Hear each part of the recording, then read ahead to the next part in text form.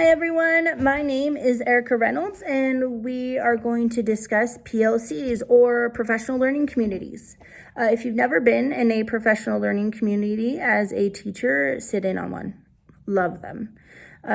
Usually if you find a really good grade level team, they'll sit together, they'll lesson plan together, they'll strategize together, they'll throw ideas out together. And I've had in mine also, I've invited speech and language pathologists, I've invited resource teachers, I've invited special education, we've also had administrators give ideas, thoughts, projects, activities. So the more the merrier when it comes to this. Make sure you're including the people who are most important to your students. English language learner strategists, those are really, really beneficial for GLAD strategies and for elevation strategies within your classroom. A small tweak in your lesson plan could change the whole game for the entire classroom. So I really like those as strategies, and I use those resources quite a bit.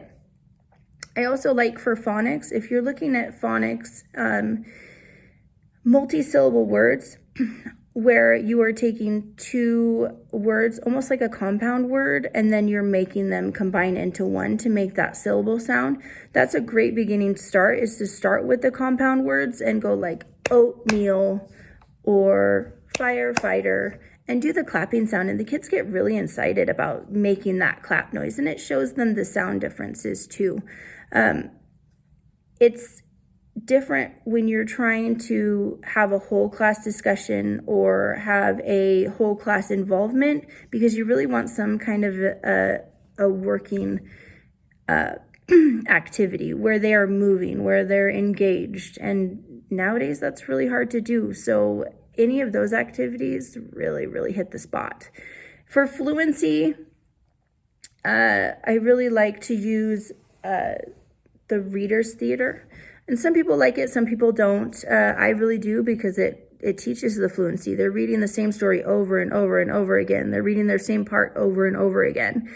They're actually memorizing their friend's part if we have a play. So often we'll have a play in class.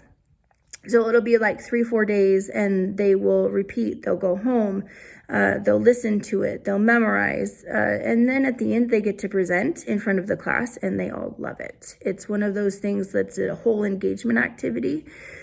And then we all clap and we cheer and tell them what a great job they did, because they really do such a great job with the reader's theater. I also use word webs or graphic organizers, either one, depending on the activity.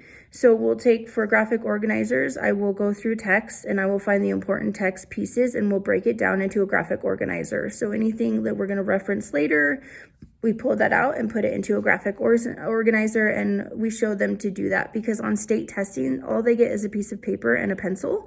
So if we can show them how to make their own graphic organizers, that's a really key point into helping them organize their writing, finding the main idea, where the reference pieces are, what paragraph to even look at when they're doing that. So those are really some key things. If we're tying it into other areas, the fluency factor, I really love social studies for that, because history dates are hard. They really are. And I'm not expecting kids to read things once and remember dates. That's just difficult.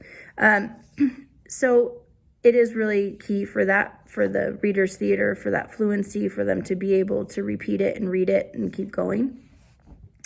I use an internet web page called Quiziz, where you can develop your own quizzes. You can have other teachers do their quizzes, and then it has like this prize thing at the end, and it measures their accuracy. It measures the whole class, actually, on what you need to reteach and the questions that might need to be retaught. So to me, that's been invaluable. It's almost like an exit ticket that I use at least once a week, and the kids love it. It's interactive, and they have a great time with it.